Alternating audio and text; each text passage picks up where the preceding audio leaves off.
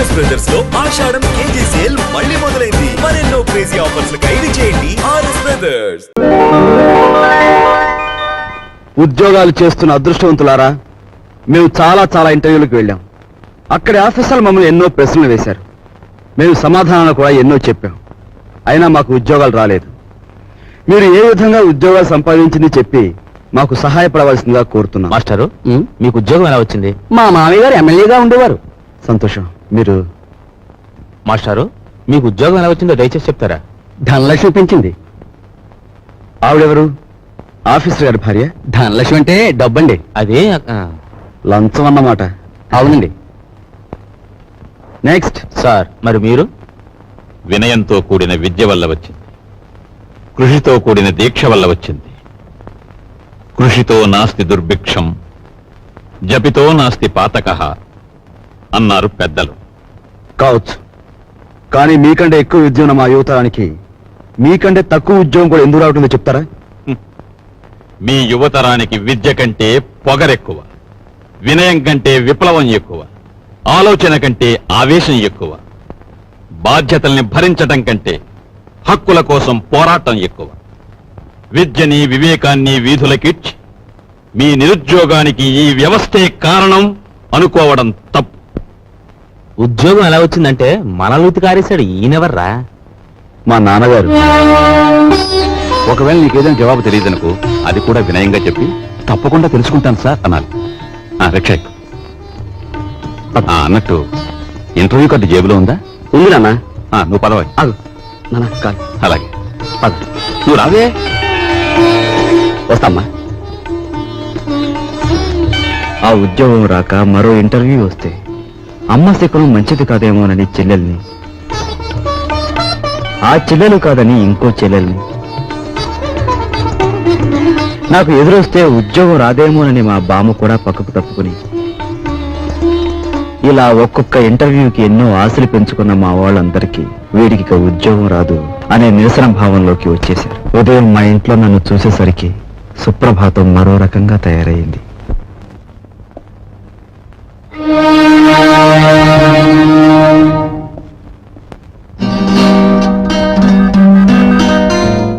నీ తెలివితేటలు పరీక్షించడానికి సర్టిఫికేట్సే చూడనవసరం లేదు. నిన్ను మూడు ప్రశ్నలు అడుగుతాను, జవాబు చెప్పు. అడగండి. నంబర్ 1, తాజ్ మహల్ నిర్మాణంలో పాల్గొన్న కూలీలు ఎంతమంది? నంబర్ 2, రామాయణాన్ని వ్రాసిన వాల్మీకి భార్య పేరేమిటి?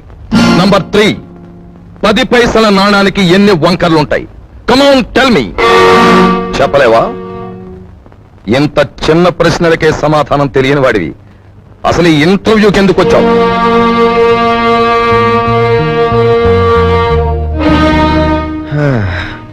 చెప్తాను.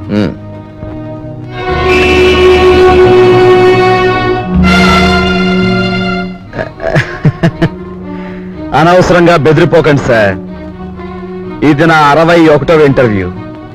అంటే నా సహనానికి షష్ఠి పూర్తి జరిగిపోయింది. అసలు నేను ఉద్యోగానికి పనికిరాను, లేదా నన్ను ఇంటర్వ్యూ చేయడానికి ఆఫీసర్గా మీరు పనికిరారో ఇప్పుడు తేల్చుకుంటాను.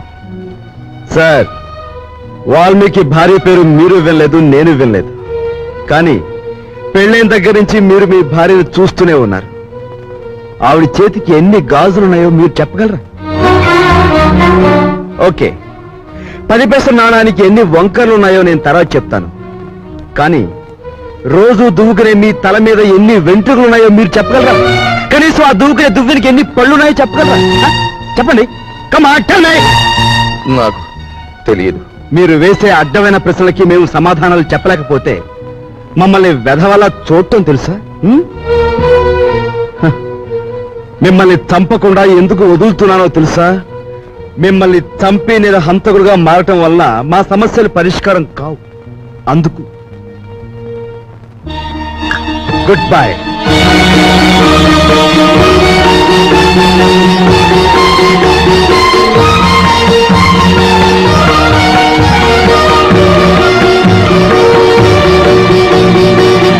తమ్ముడు టిఫిన్ టైంకి ఎలా వస్తానాడు, ఇంకా రాలేదేమిటి? ఎప్పుడు అన్నమాట తప్పడే. యు ఆర్ కరెక్ట్ అన్నయ్య. నీ తమ్ముడు ఎప్పుడు మాట తప్పడు. కానీ నువ్వే సెంటిమెంట్ తప్పి లతా నేను లేకుండా టిఫిన్ చేయడానికి సిద్ధపడిపోతున్నావు. అబ్బే ఏది ఇప్పుడే. కూర్చో తమ్ముడు కూర్చో. అమ్మాయి లత. అన్నయ్య, లతను నువ్వు చాలా గారాభంగా పెంచుతున్నావు. క్రమశిక్షణలో పెంచకపోతే ఏదో ఒకనాడు మనకి శిక్ష వేసే ప్రమాదం ఉంది. జాగ్రత్త. అమ్మాయి నువ్వు ఫైనల్ ఇయర్ పూర్తి చేసి కాలేజ్ వదిలిపెట్టి వెళ్ళిపోయావు. ఇక నా మనసులో లేదు. నీ అంత అందగాన్ని చూసిన కళ్ళతో వేడి మొహం కళ్ళు చూడలేకపోతున్నాను. మళ్ళీ ఎప్పుడు కనిపిస్తావు డియా? అమ్మాయి లత. అమ్మో నాన్న. అమ్మాయి లత. అమ్మాయి. ఏమిటి నాన్న? ఇంకేమిటమ్మా, అక్కడ టిఫిన్లు చల్లారిపోతున్నా, మీ బాబాయ్ వేడెక్కిపోతున్నాడు. నువ్వు తొందరగా రావాలి. బాబాయ్ వచ్చాడా? ఆ. వావ్, పద పద. హలో, ఉన్నారండి? ఒక్క నిమిషం. ఎవర్రా? ఎవరో మినిస్టర్ గారంటండి. మినిస్టర్ గారా? హలో, నమస్కారం అండి. ఫోన్ లో కూడా లేచి మాట్లాడాలా? చెప్పండి సార్. అదేనయ్యా, మన సదానందం లేడు, కాంట్రాక్టర్ వచ్చి వాళ్ళ బామ్మర్ది పేరుస్తాడు. రేపు ఇంటర్వ్యూ ఉంటుంది కదా, ఆ కుర్రని సెలెక్ట్ చేయి. అతనికి బొత్తిగా మెరిట్. మెరిట్ మెరిట్ ఉన్న వాళ్ళకి ఉద్యోగం ఇస్తే మనం చెప్పినట్టు ఎందుకు వింటారయ్యా? అతను సెలెక్ట్ చేయి. అలాగే సార్, అలాగే. ఎవరన్నయ్య? మినిస్టర్ రాజశేఖరం గారు ఆ సదానందం గారి బావమరిదికి ఉద్యోగం ఇమ్మని ఫోన్ చేశారు. ఇచ్చేస్తున్నావా? పదవిలో ఉన్న వాళ్ళ మాట వెనక తప్పదు కదా. చిచ్చి, నీతో టిఫిన్ చేయడం నాదే బుద్ధితో. తమ్ముడు, అరే నువ్వు ఉండు బాబాయ్. నాన్నేమన్నా తెలుతో కూడా ఎవరికి పడితే వాళ్ళకి ఉద్యోగం వచ్చాడు. మోసగాడినైనా నమ్మొచ్చు కానీ పిరికి వాడిని నమ్మకూడదు. ఏం చేద్దంటే భయంలో వాళ్ళు ఏమైనా చేసేస్తారు. ఉండు డాడీ, నేను ఉపాయం చెప్పనా? మెరిట్ లో నెంబర్ 1 కుర్రాడిని చూసి ఉద్యోగం ఇచ్చేయండి. మంత్రి గారు ఏమిటిలా చేశామని అడిగితే నాకు మతి మరపు ఎక్కువ, మీరు చెప్పిన కుర్రాడి పేరు అదే అనుకుని ఇచ్చేసానని బికమం పెట్టేయండి, సరిపోతుంది. ఏ అలా చేస్తావా? చేస్తావా లేదా చెప్పు. ఒప్పేసుకోండి. చేస్తానులే, గుడ్ మార్నింగ్. Good morning.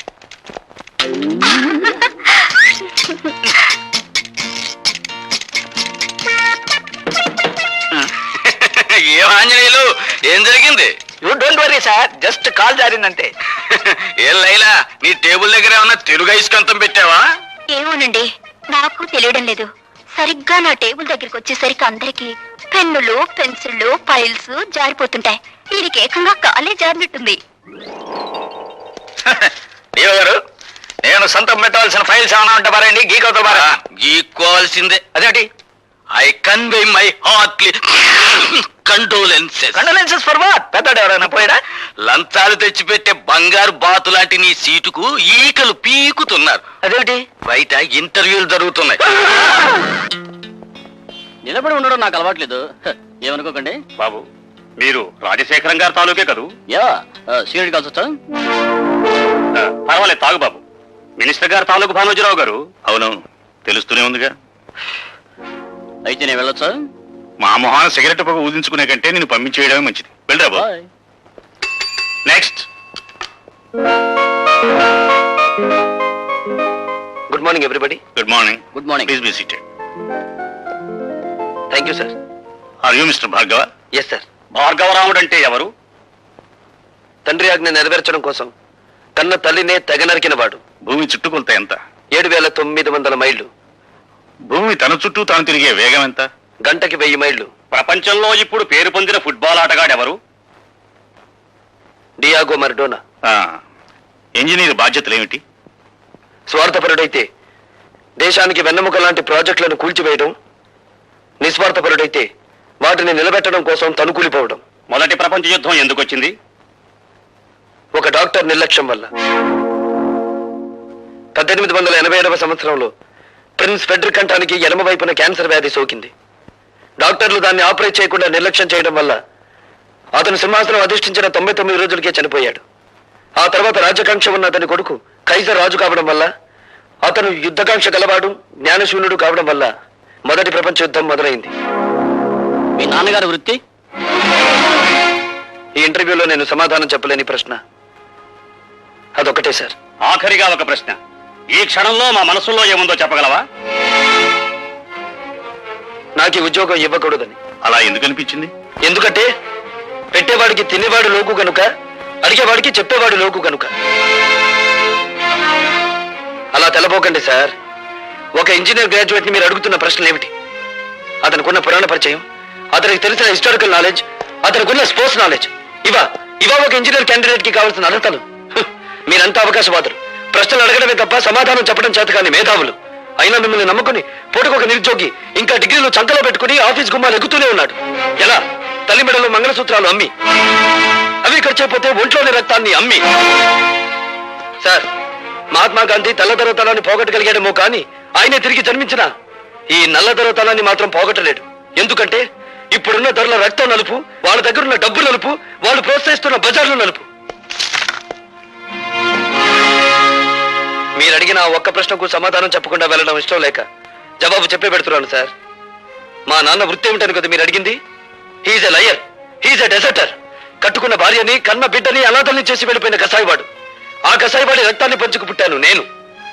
అయినా మిమ్మల్ని ఏమీ చేయకుండా పెడుతున్నానంటే నా చదువు నాకు నేర్పిన సంస్కారం. ఈ దేశంలో గాంధీల సంఖ్యను పెంచండి కానీ గాడ్సేల సంఖ్యను కాదు.